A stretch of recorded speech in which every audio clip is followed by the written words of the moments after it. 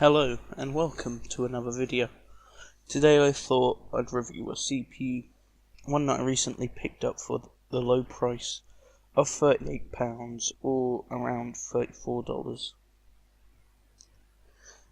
It is of course the i5 4430. I recently upgraded from the Pentium G30 to 58. I know. 2 cores in 2019, how did I cope? Well, I've always been a budget-orientated gamer, and I thought I would treat myself. With 4 cores and 4 threads, this seems to be a pretty good option, clocking in at around 3.0 GHz,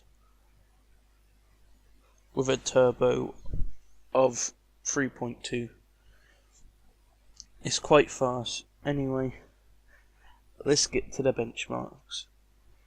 The system will be paired with my main rig with a GTX 660 overclocked edition and 14 gigs of RAM.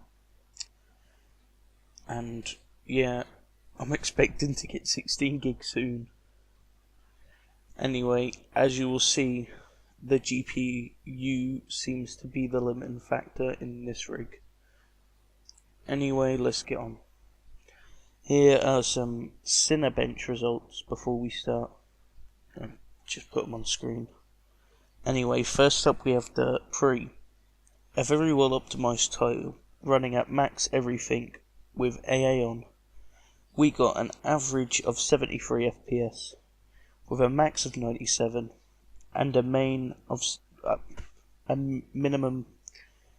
of 16. But that was in the loading screen because I started the benchmark a bit too early. Next, we have Rainbow Six Siege at medium with AF times 16 and AA.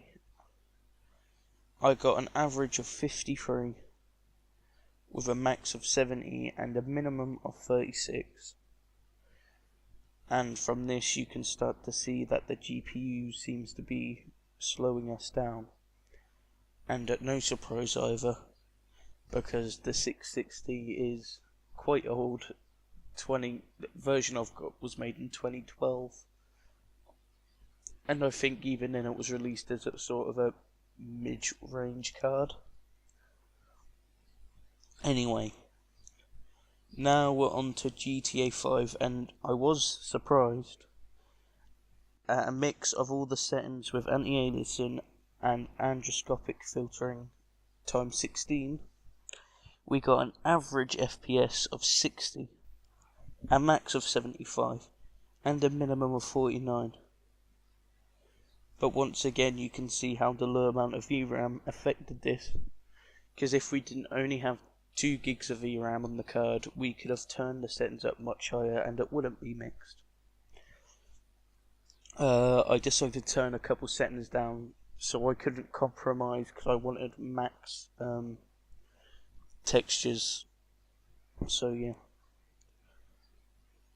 And finally, Tomb Raider 2012.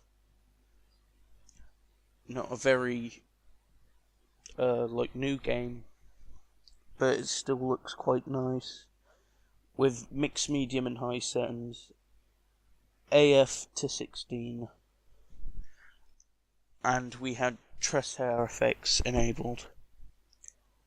We got an average of 48, a max of 63, and a minimum of 35. So overall, this is a quite capable chip, which in my eyes is worth picking up, though the extremely limited socket 1150 motherboard might tell you otherwise. I definitely know this because there's not many CPUs you can get 4th gen i7, 4th gen i5s, no, 2 4th gen i5s and 2 4th gen i3s, and some of the Pentium series. Anyway, if you enjoyed this video, like and subscribe, and I will see you next time.